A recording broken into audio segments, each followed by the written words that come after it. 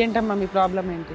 మా ప్రాబ్లం మా husband madam, మా ఆయన మేడం. నేను హాస్టల్లో పని చేసుకుంటా, మా ఆయన ఆటో తోలుకుంటా, అట్లా పిల్లగాళ్ళు మెయింటైన్ చేసుకుంటూ ఉన్నాం మేడం. ఇక సడన్గా మరి ఒక ఆమెతో పరిచయం ఎప్పుడు కుదిరిందో నాకు తెలియదు మేడం. ఆమెది కర్నూలు అంట. ఇది ఎవరు చెప్పు అని నా సెల్ ఆన్ చేసి చూపించిన మేడం.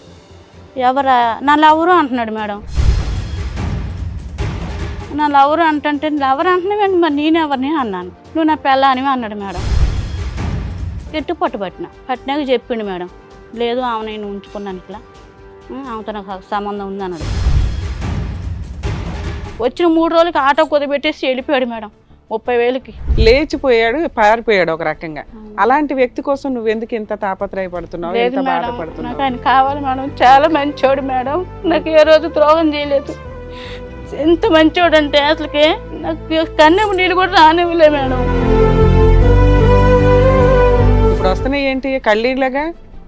కన్నీళ్ళ లేకపోతే ఇంకేమన్నా వస్తున్నాయా? కదా, కన్నీళ్ళేగా. ద్రోహం ఏంటి, అది ద్రోహం కాదా? నిన్ను వదిలేసి వేరే వాళ్ళతో లేచిపోవడం ద్రోహం కాదా? నీ మంచితనంతో నువ్వు అట్లా ఆలోచిస్తున్నావు, నీ పిచ్చితనంతో ఆలోచిస్తున్నావు. అది నీకు ద్రోహం చేసినట్టే లెక్క. ఆయన అర్థమవుతుందా?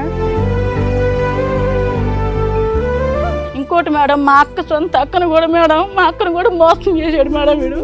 కానీ మా వాళ్ళందరిని కూడా నమ్మ కూడా మంచోడని చెప్పి మా అక్కను కొట్టాను మేడం. మా అక్కను కొట్టి మా మీద 70,000 రూపాయలు పంచాయతీ వేస్తే 1 రూపాయి కట్టను. నా మొగుడు తప్పులేదు, ఆడదాన్ని కూడా తప్పే ఉంటుందని చెప్పి మా ఆయన వెనకేసుకుని అక్కడి నుంచి వచ్చేసాను మేడం. అక్కను కూడా మోసం చేశాడు మేడం. మీ అక్కతో సంబంధం ఉందంటావు, ఇప్పుడు ఈఎంఐతో ఉందంటావు. వస్తాడు, వెళ్ళిపోతాడు, ఆటో తాకట్టు పెడతాడు, ఇంట్లో డబ్బులు తీసుకెళ్తాడు. ఇంకా ఆయనే కావాలంటే ఎట్లా? ఇప్పుడు నువ్వు అడ్జస్ట్ అయిపోతావా? ఆ అమ్మాయిని కూడా తెచ్చుకుంటే? అట్లా కూడా అయ్యాను సార్, అట్లా కూడా ముగ్గురం కలిసి ఉంటున్నా కూడా ఇప్పుడు వాళ్ళంతా ఒకటే మేడం, నన్ను కొట్టి బయటకు వెళ్ళగొట్టారు మేడం. వాడు తిట్టి, వాళ్ళ ఆవిడ తిట్టి, బయట వాళ్ళు తిట్టి, ఇన్ని మాటలు పడాల్సిన అవసరం నీకెందుకు?